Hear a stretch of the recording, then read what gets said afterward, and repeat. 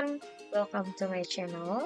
My name is Feviana Putri, but you can call me Miss V.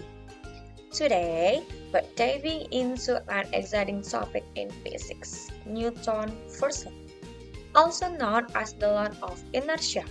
But don't worry, we'll keep it fun, simple, and full of real-life examples that you can relate to.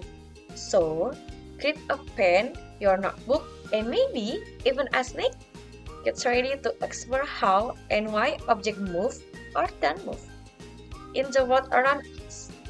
Let's learn physics the fun way. Together with me, are you ready? Let's get started. So, you know how sometimes when you're riding in the car and the driver suddenly slams on the brakes, you feel yourself being pushed forward?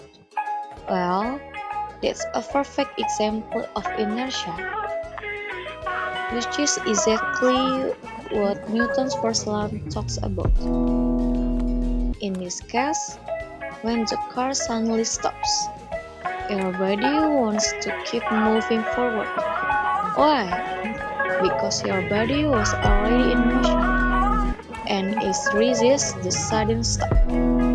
It keeps moving until something like the seat wheel stops you. This is inertia at work. So, what happens when you pull a pendulum to one side and let it go? It swings back and forth, right? Let's think about it. When you pull the pendulum and release it, the pendulum continues to swing back and forth. Why? Because once it's in motion, it wants to keep moving unless something else stops it. In the case, gravity acts as the external force that pulls the pendulum down, but its motion continues until friction on air resistance slows it down. But here's the interesting part. The pendulum doesn't stop moving immediately. It keeps swinging back and forth because of inertia. The tendency of an object to keep doing what it's already doing it wants to keep moving. Now, if you don't apply any more force to the pendulum, like pushing it again, eventually it will slow down and stop. Why? Because forces like friction and air resistance are constantly action on it, trying to slow it down. Without enough force to keep going, the pendulum will eventually come to a stop. It's part of Newton's first law of motion, and it helps us understand why objects stay at rest or move with a constant speed. Sounds complicated? Don't worry, I will make it really simple for you. So, what does sigma f equals 0 mean? Well, sigma f stands for the total force acting on an object. Symbol sigma means sum and f stands for force. When we write sigma f equals 0, we're saying that the total or net force acting on the object is 0. Here's the important part. If the total force on an object is 0, it means the object will either stay at rest or continue moving at a constant velocity. In other words, the object won't speed up, slow down, or change direction. It will keep doing whatever it's already doing.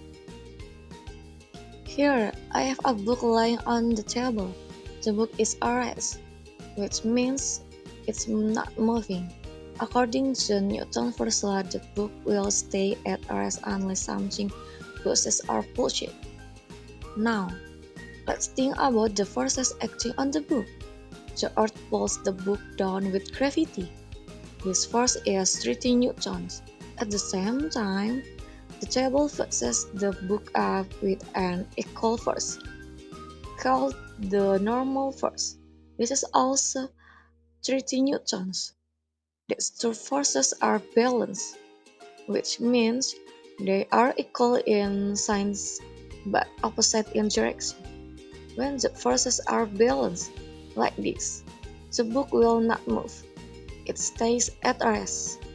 This is exactly what Newton first law. An object at rest will stay at rest if the forces acting on it are balanced. So, in the case, the book moves because the forces are balanced. It's not being pushed or pulled in any direction. So it stays exactly where it is. And that's the magic of Newton's first law. Remember, forces must be unbalanced for something to start moving. If they are balanced, things will stay still. I hope that helps you understand Newton's first law a little better. And there you have it. That's a wrap on today's lesson about Newton's first law of motion. We learn how objects stay at rest or continue moving with constant speed unless something makes them change. Whether it's the example of a pendulum, a car suddenly stopping, or even the force balancing out, you can see how Newton's first law explains so much about the way things move or stay still. Remember, everything around you, whether it's your car, pendulum, or even a book sitting on a table. So, next time you're in a car sitting at objects or watching a pendulum swing, you'll know exactly why it's happening.